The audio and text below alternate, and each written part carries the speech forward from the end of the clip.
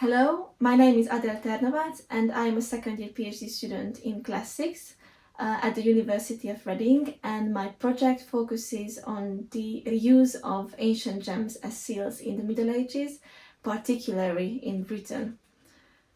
So what people usually ask me first, those outside of the field of classics and archaeology, what ancient gems are. So I think I should start right there. Engraved gemstones played a significant role in ancient cultures since the Bronze Age onward. They were typically made of precious or semi-precious stones, and their primary function was to serve as seals, to make impressions in clay or wax. But apart from that, they also served as ornaments or jewelries, and they were often believed to possess amuletic purposes. During the 4th century AD, in the Roman era, the practice of gem engraving started to decline, and it largely confined to the imperial centers, maintaining only a limited presence until the High Middle Ages. After the Roman era, however, these gems were continuously reused. They were set into jewelry, to brooches, for example, and from the end of the 6th century throughout the Middle Ages, they often decorated liturgical objects. Starting in the mid-12th century, surviving gems were reset into engraved metal seal mounts called seal matrices or seal matrix in singular, and this practice was present in various European regions. For example, in the territory of the modern France and Hungary, Italy, Belgium, and Austria. But my project focuses on medieval Britain, where this trend started in the mid-12th century and it lasted around until the end of the 14th century. The overall aim of this project is to explore for the first time how these ancient gems were received and how they were interpreted in medieval Britain. The corpus of this project now includes around 300 records. I can't say an exact number because it hasn't been finalized yet.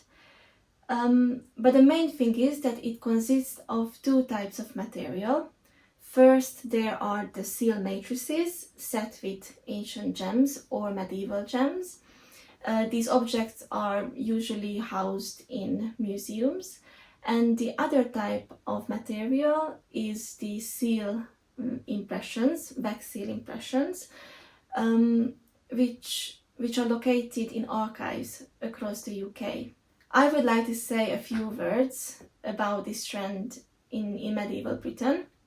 And then I would like to highlight some very exciting examples and their possible reinterpretations. The leading scholar on this subject in the UK is Professor Martin Hennig in Oxford.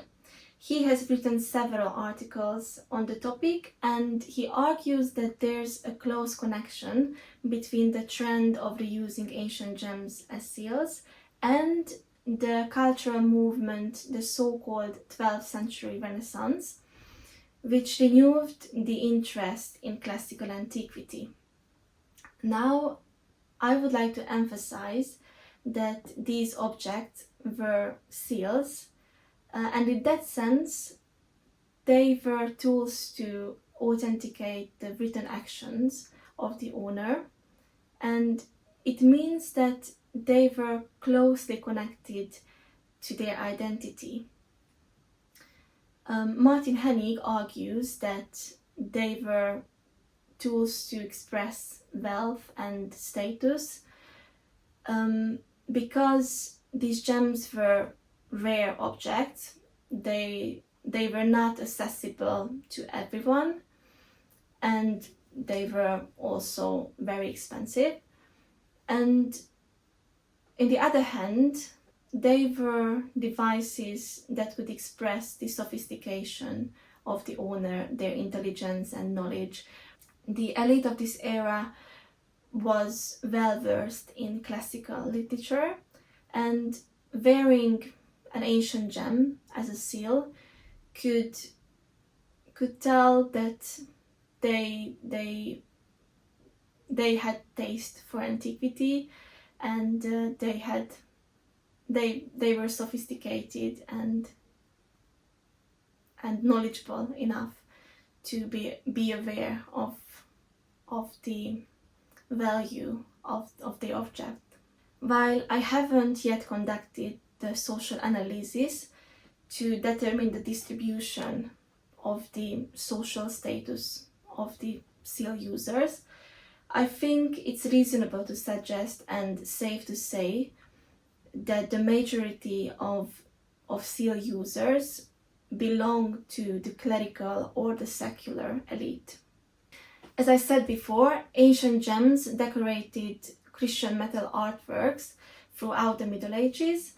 They were set into metal crosses, reliquaries, and book covers. And this field has been well studied. A major milestone in this field is Erika Zwirlindil's analysis of the around 300, maybe more, gems on the shrine of the Three Kings in Cologne. This is a reliquary. The shrine was made between the end of the 12th century and the beginning of the 13th century. And Zwirlindil argued that each gem was viewed through a Christian lens, and these gems were selected to reflect contemporary beliefs. In this sense, for example, Venus, despite her nudity, could be understood as the Virgin Mary, or the winged figures of Victory or Fortuna could be understood as angels. However, when it comes to seals, again, these objects were worn as rings or pendants. They were kept close to their owner and they were personal items. And in my belief, this makes them potential amulets. However, when it comes to seals, these objects were kept close to their owners. They were worn as jewelry or pendants, and that makes them potential amulets. To study the interpretations of these objects, we have two textual sources. First, gems are usually surrounded with a seal legend. This seal legend can be a name legend, for example, and sigillum Roberti, or there's another common formula, sigillum secreti, which means secret seals. But sometimes we have narrative seal legends, for example, religious or non-religious. But sometimes we have narrative legends, which can be religious or non-religious inscriptions. And these inscriptions, sometimes they refer directly to the image. There are two kinds of textual sources to understand gem set seals and their interpretations. First, the seal legend, which can be a simple name legend. For example, it can say Sigillum Roberti or any names. And the Sigillum Secreti or secret seal formula is also quite common on these seals. But sometimes these inscriptions refer directly to the image. They can be mottos, non-religious or religious mottos. I will show you some examples. The other textual sources are the lapidaries. Lapidaries are written treatises that describe both the metaphysical and the physical properties and qualities of stones. In the Middle Ages, the power of stones was considered part of natural magic, and their marvelous virtues were accepted as elements of God's creation. The belief in the supernatural qualities of stones can be traced back to antiquity, and up until at least the 12th century, Western lapidaries were primarily shaped by Latin and Greek sources. This tradition was further developed by the knowledge of the Arabic world, and by the 13th century, encyclopedic work started to include scientific and astrological discussions on stones, considering their connection to the stars, to the zodiac, and to the broader structure of the universe. Lapidaries were widely known among the elite, and it is likely that the owners of such seals cared about the material of the stone. I would like to show a primary evidence for this practice. On the picture, you can see a seal impression which belonged to Gilbert, Bishop of Withern, and it features a gem carved with the Agnus Dei motif. The inscription Jaspitis virtus fusum sedare crurem suggests that the gem was made of jasper and it was believed to have the power to stop bleeding. The stone jasper was attributed with several virtues, and its effect on bleeding is mentioned in multiple sources. It is also interesting that the gem itself is not an ancient object, but it is a medieval piece, and it depicts the popular motif of the Lamb of God. This example also demonstrates that the perceived properties of a stone were not determined by its age. Such beliefs applied not only to ancient, but also to medieval gems. As for the images described in these lapidaries, many of the figures described in these texts can be found on Roman gems, though some also reflect medieval imagery. As for the descriptions of images in the lapidaries, many of the figures described in these texts can be found on Roman gems, though some also reflect medieval imagery. As for the descriptions of images in the lapidaries, many of the figures described in these texts can be found on Roman gems, though some of them also reflect medieval imagery. I brought two examples that are described in lapidaries. The first picture is a wax seal impression of Roman gem depicting two fish, and it can be interpreted as the zodiac sign of the Pisces. The other one is a Roman Republican gem depicting Pegasus, which was also associated with the constellation. According to Albertus Magnus, Pisces, engraved on a stone, was believed to temper hot and dry fevers, and as for Pegasus, he wrote that when engraved on a stone, it was beneficial for soldiers and those who fought on horseback. To elaborate further on a specific image, I would like to discuss the case of the hippocamp. I noticed that hippocamps, mythological creatures that are half horse, half fish, are surprisingly popular among gemset seals, with a total of 8 known examples. I looked through various lapidaries, but initially I couldn't find any interpretation for them. Then I came across a medieval illustration of a hippocamp in the lapidary of Alfonso. This is an astrological lapidary that was written in the second part of the 14th century.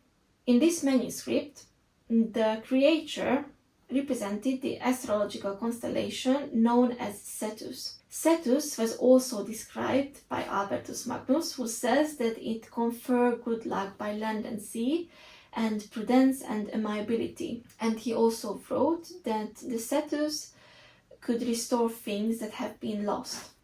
Now I would like to show a wax seal impression that includes an interpretive legend. It says, Esto prudens et serpens. This is actually a beginning of a Latin motto from the Gospel of Matthew in the New Testament, and it continues as Esto prudens ut serpens et simplex sicut columba, which means be wise as a serpent and simple, or let's say innocent, as a dove. This legend suggests that the hippocamp here was understood as a serpent. Finally, I would like to briefly argue that Christian interpretations of engraved images could actually empower the gems. And it's important because the existing scholarship usually treats the term of interpretatio Christiana or Christian interpretations as an art historian concept that applies only to the image. Existing scholarship typically treats the Christian interpretation as an art historian concept that applied only to the image. And this is understandable because I said before, it was really hard to trace the amuletic qualities and properties of the gems that decorated these sacred artworks. But when it comes to seals, we have these interpretive inscriptions, and they can give us a clue about the interpretations.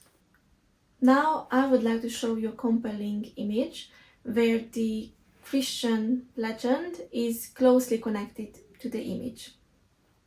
On the picture you can see a wax seal impression that depicts a two-faced figure. The seal is notable for several reasons. First, it is an impression of a medieval gem, though it was inspired by the antique image type of the two-faced Janus. Second, it is the only piece in the corpus with an inscription in English. And third, the inscription is essentially a prayer to Peter and Paul, and it is most likely identifies the two apostles with the image depicted on the gem. The legend says, "Peter and Paul, pray for my soul." I won't venture into the slippery territory of distinguishing between a charm and a prayer.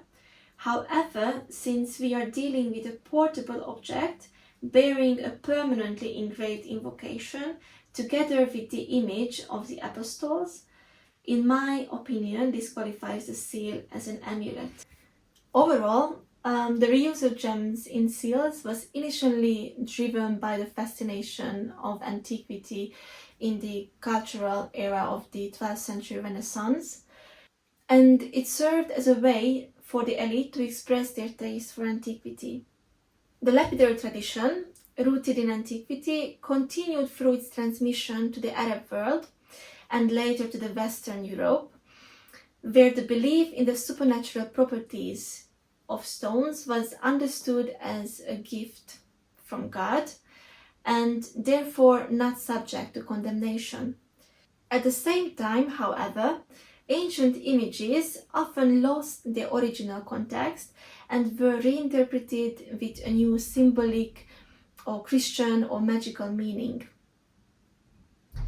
These gems represented the renewed glory of antiquity, while also becoming part of a Christian belief system in which the boundaries between magic and religion was often blurred.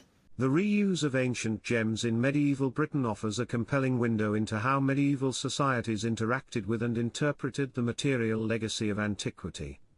These gems, often Roman or late antique in origin, did not merely persist as curiosities, they were deliberately preserved, valued, and incorporated into medieval objects with new meanings and functions.